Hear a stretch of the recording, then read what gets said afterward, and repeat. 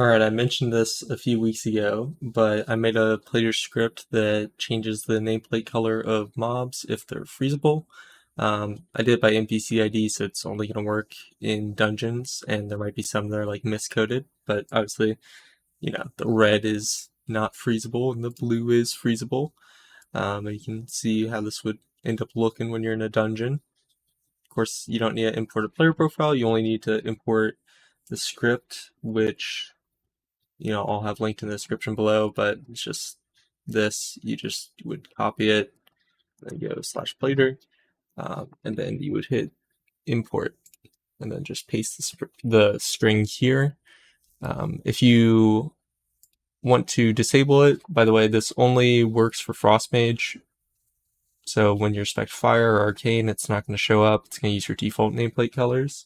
This would override your threat nameplate colors. But if you do want to change the color, you can just change this, and then you'd have to reload, and then all these people would be green. Additionally, when you swap between specs, if you want this to work, you have to reload, but that's because it has to get your spec ID to make sure it's loading correctly. You can see now they're green, so I changed it to be green. And if you want to just not be active at all for Frost, even though I don't know why you would still have it turned on at the moment, you can just uncheck this. You might have to click options to get this to show up, by the way. So yeah, hopefully this is helpful. So some caveats. One, this obviously makes it so your nameplates can't change color again. So if I get threat on this mob and you're using nameplate threat, it won't show. Mods actually overwrite script color changes. So if you have a mod that changes your color, it's going to change it anyway. I'm probably working to turn this into a mod, but I'm a bit of a Lua noob, so that is not done yet. Aside from that, if you have any issues with it, you can put them in the Wago link comments, and I'll take a look at them. The one that's probably most likely going to happen is there might be a mob missing from here, or one that's improperly coded as being a freezable mob. But it should all be accurate. So, hope this was helpful. I think this will, really help people with learning when they should use their freezes in Mythic Plus. I think it's helpful. And I'm definitely going to use it. So, yeah. Leave any comments, questions down below. Have a good day.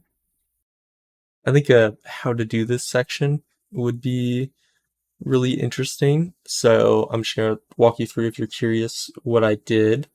For starters, when you're making scripts, you can add these options, right? So you can add like color, you can add a toggle button, and then you can use a key to reference that when you're writing your code.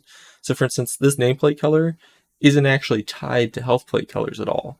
I just created it and called it nameplate color, and then when I call it in the code, I assign that to the nameplate color later on. So that's what causes it to actually function for your nameplate color, as opposed to, say, the name color, the border color.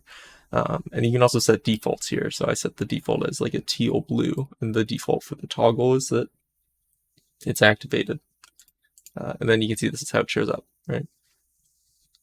For your triggers for script, and again, I'm not a plater expert at all. I'm like insanely new with this. But you can choose different triggers, and I chose a unit name because I just went through MDT, as MDT has an identification of whether a mob is freezable or not, right? You can see it can be rooted. So this mob with its NPC ID would be going into the trigger list. And it will be actually, because that was 1666 or 133666, something like that. But that's somewhere in here because that one shows up.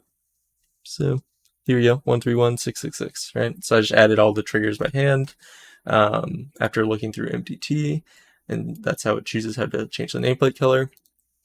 Now, I'm kind of bad at these, but as far as I know, and they have a good description when you look at the modding thing, so you can see the constructor is execute once when the nameplate runs the hook for the first time, so you initialize it, and then like the on show and on update is for the nameplates. It's going to update the whatever you want in this code. So for instance, I'm calling the function that I wrote to change the nameplate color. So we have this which gets your spec ID. And I believe you can only run this when you reload or something. I don't know, which is why you have to reload between specs, otherwise your nameplate colors won't work, because otherwise it doesn't recognize that you've changed specs, really. And then here's a local variable. I was using two sets of if statements, but someone named Conk, which you guys probably don't know, told me that this is the same thing. Because, this thing only evaluates the true if both these things are true, right? Because it's a Boolean. So there's only one instance where with two variables, this variable is going to be true, and that's where both this and this are true. Because if one of them's false, then this has to equate to false, right? So that's kind of interesting.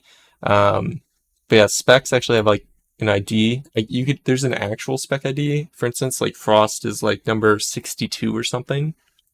But when you're getting the specialization of a class, it's just numbered based on what spec of the class you are. And for Frost, that's 3. You could write this out in a macro, which I'm not sure if I still have it, but I did make a macro to say it just to double check. So, which I thought was kind of interesting because it's just using like the Blizzard's API language, which I, again, know nothing about. But yeah, I might have. Here we go. So if I take this and put it there, you see it just says 3, because that's the spec ID I have. Spec number 3. So that's pretty cool. It's kind of fun experimenting with this stuff. So then, I don't really know what this is. This is something that Conk came up with. But I think this is like a global variable, to be honest. I think that's what this does, because these are local variables. So I think this is like one that's kind of global, because it doesn't have an innate value, and we're not assigning it something. What we're assigning it is the true value again, because this is another version of the should change, because should change has to evaluate to true, and then also this has to evaluate to true. What this script table config use nameplate color thing is, that's the toggle I showed you earlier. It's this.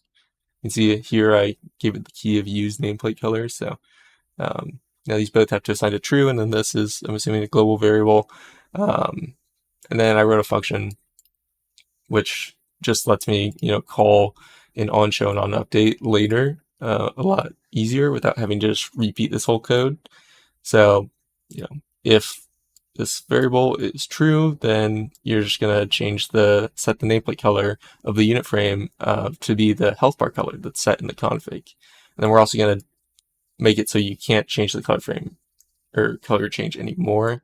The mods will still overwrite this, I suppose. So, and then on show and on update, I just call the function.